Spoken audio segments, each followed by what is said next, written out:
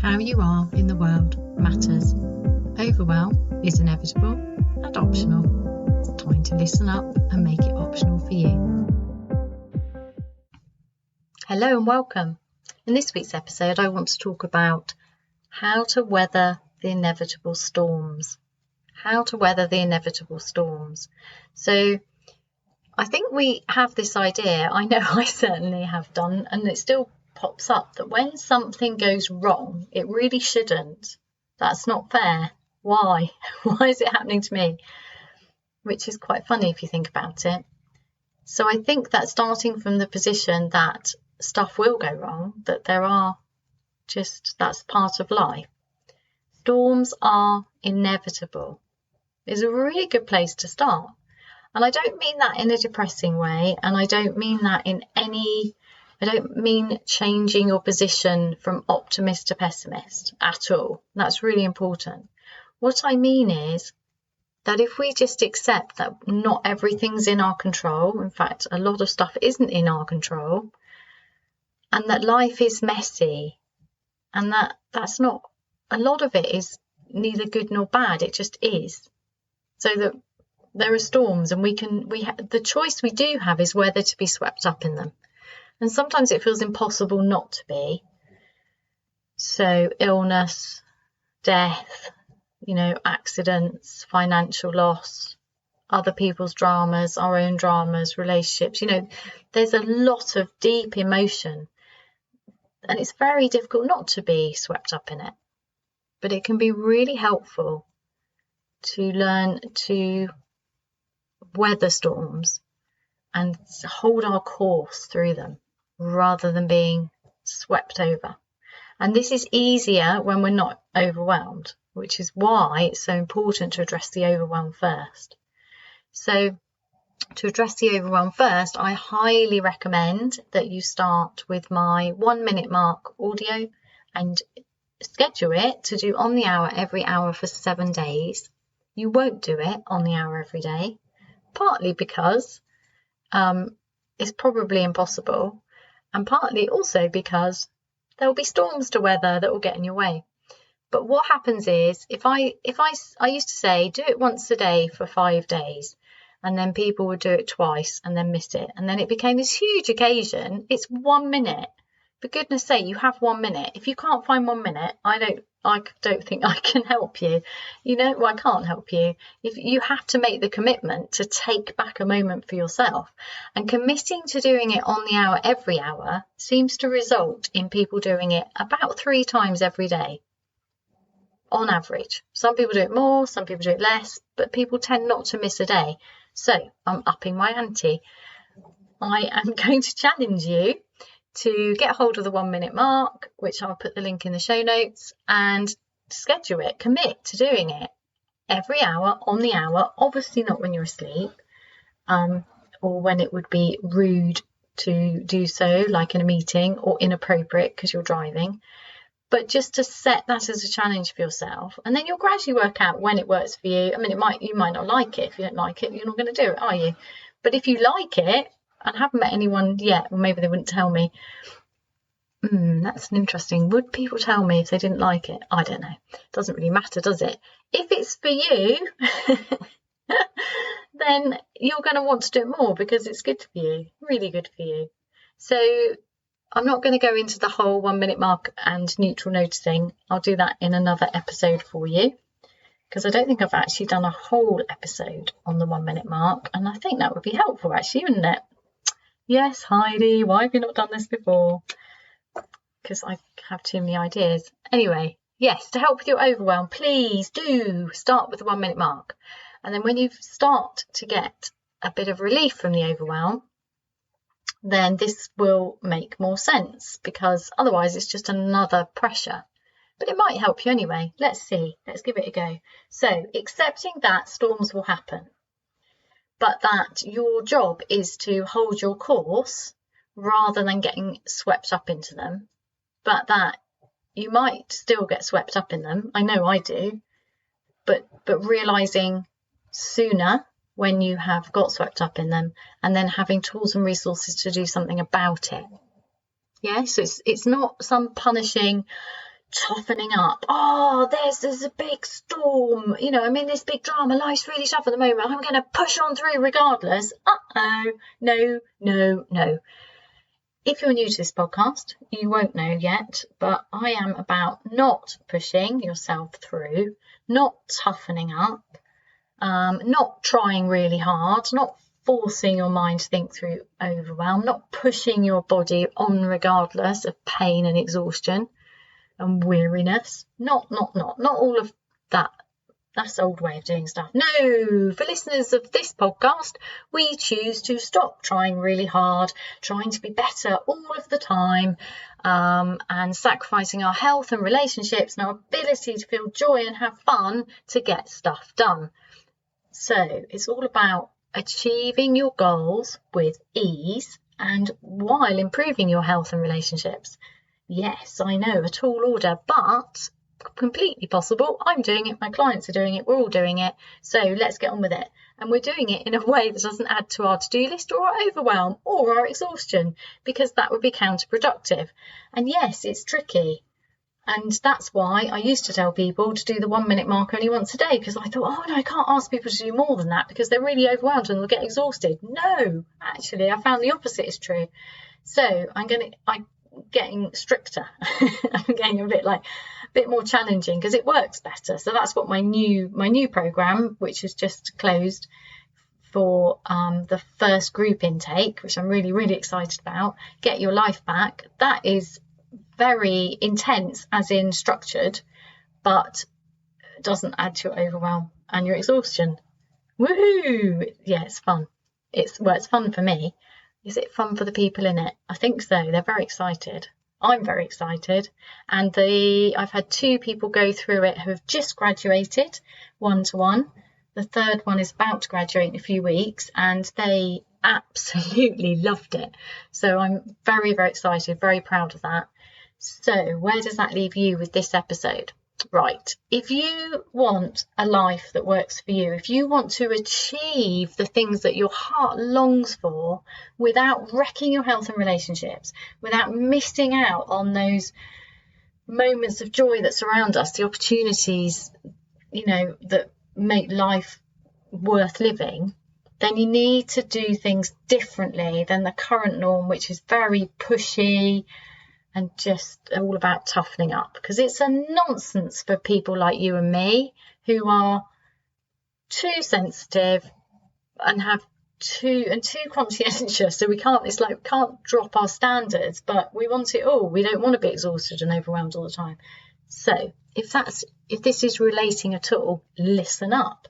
So when we start to accept that storms are going to come, even when we do the work, even when we let go of the habits that no longer serve us, like pushing ourselves too hard, even when we recover our health and have this great ability to control our attention and stay living on purpose, even when we do all of that, stuff's going to happen, big stuff, small stuff. So small stuff, although if you've seen me in tech, it doesn't feel small. So I practiced this technique this morning. My partner went to work and I found it very difficult to look him in the eye and say goodbye nicely because I was in the middle of a tech storm. And I'm not going to say I'm not good with tech. I've actually changed my mind. I am changing my mind by telling myself I am good at tech, because I think I need to do that. I'm tired of hearing from the people closest to me that I'm rubbish with tech, and I'm tired of feeling like I'm rubbish with it, because I'm clearly not rubbish at it. I started this podcast without any help apart from watching Pat Flynn, who is amazing, and his How to Get Started in Podcasting, but I just bought a mic and plugged it in and used Audacity and watched the videos on how to edit on Audacity, and then I found Buzzsprout, who've got to be the nicest, friendliest, most wonderful podcast platform ever. I love them, and I don't know, just got on with it. So that's techie, right? And yeah, so I'm not rubbish with tech. I just get really impatient because I really can't be bothered to be dealing with tech issues. It's not my forte. I'm not interested. I really don't care. I don't want to learn how to deal with stuff like that. I'm just not interested. But at this stage of my business, there's stuff that my kids are good with tech, but they can't do everything remotely. And the thing that happened this morning couldn't be done remotely. There was nobody to phone. There's nothing I can do. I couldn't outsource it, so I had to get on with it. So I did it. So I decided, right, this is a tech storm. This tends to result in rage and overwhelm and me losing that gorgeous part of the day when I'm really creative and driven. I'm not having that, because I've got a plan for today and this is not going to derail it. And I couldn't do the thing without sorting out the tech. It was that bad, because the error message kept popping up every few seconds. Oh my God. So I actually couldn't do anything without sorting this. And by turning that around, by deciding I was going to weather this storm and stay on course, and I had a really important thing I wanted to do today, I taught myself to be better at that. So if you start with something small, and I would say that's not small for me, that's medium. So I've been practicing on tiny things. So if we want to weather big storms, and big storms do come, we know this, and I don't want to talk about the big storm that's been going on for the last year, because that's another story. I mean big storms that are personal to you, because lockdown has affected everybody in different ways. That's why I don't want to talk about that. But for you, you know, for all of us, there's health problems, there's financial problems, there's relationship, there's moving house, there's always something, work, everything. There will always be something big. But it's difficult to stay, you know, committed to yourself and looking after yourself through a storm. However, if you practice on tiny things, it gets much, much easier. So pick something tiny, the next tiny storm. When you feel that rage coming, it's usually something inconvenient, isn't it? Like getting stuck in a traffic jam, a smaller tech issue. What else? I don't know. Dogs. Dogs. We've got an old dog at the moment who wakes up very early in the morning and just barks, because she's just, I don't know, she's just old and we haven't worked out what to do about it. You know, or a dog vomits, or a baby's nappy, you've just changed it and then they fill it again, and you know you've used the last nappy. That's actually doesn't feel that small now. Right, pick the smallest tiniest thing for you and start there. And instead of seeing I know actually the smallest thing is spilling your coffee, because I was going to say there'll be always something to disturb your coffee. So you've just sat down and you're just going to have that cup of tea or coffee and you're like, yes, got a moment to myself. And then the phone goes or something happens, or you spill the coffee. I always think that's one of the saddest things, when we actually decide we're going to take some time for ourselves and we've got like a really nice biscuit or a really nice coffee, and then we take it outside and it starts to rain, or we spill something, we drop something, and it's just so sad because it was such a precious moment. So you know what I'm talking about, something that disturbs you but isn't huge, so that you can practice weathering tiny storms, stuff that disturbs your coffee, so that when the big storms come, you're like, well, I'm ready for you. I don't need to tense up and toughen up. I just need to notice how I'm feeling. Stay connected, look after yourself. Maybe during a big storm you have to up your self-care. Maybe you need to cancel some stuff so you've got more space for yourself. I don't know. If you tune in to listen to your body and your heart, you will find out what's the best way for you, because it's very personal. But knowing that you can choose to approach a storm in a different way, to not get caught up in other people's dramas, to not take everything so personally. It is possible to do this. It takes practice. So the best place to start is with something that actually isn't that important, but is really annoying. And we all know what those kind of things are.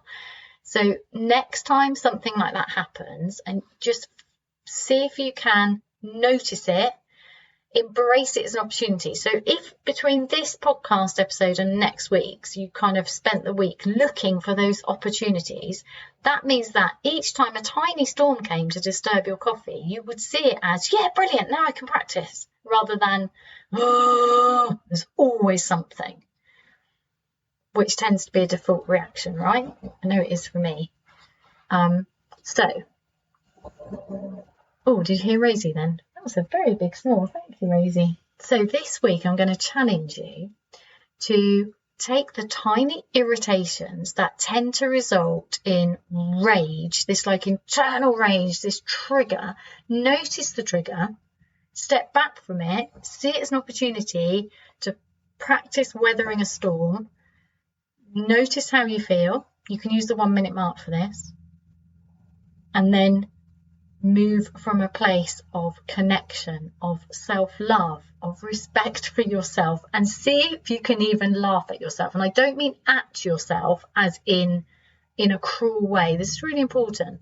I mean from this respectful place of, well, I could have got really triggered by that, but I didn't. Isn't it funny that usually I would have done? Or you have been triggered by it, but you've pulled yourself back and you're noticing curiously and kindly that that was your reaction, and you are learning, and you can laugh. You can laugh with yourself. It's really important not to laugh at yourself, but with yourself. Everything needs to come from a place of deep love and self-acceptance as much as we can, because that in itself, everything's a practice. This is not about getting really good at anything. This is about practicing. This is about always coming back to these tiny, huge, life-changing practices with a beginner's mind, which is a Zen thing. Always bring a beginner's mind. This I've never done this before. This isn't something I'm expert at. I mean, you will get better at it, but the trouble is with trying to get better is that, I don't know about you, but I have enough triggers on, I need to be better. I need to be better at this, better at that. So getting out of the, I need to be better at weathering storms. I need to be better at neutral noticing. I need to be better at using the 1 minute mark. I need to be better. Yeah, cut that out.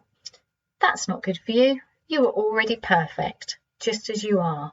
Perfect and a work in progress. And the work in progress is letting go of the constant nagging yourself to be better, finding things that are wrong, needing to improve yourself, needing to change something about yourself.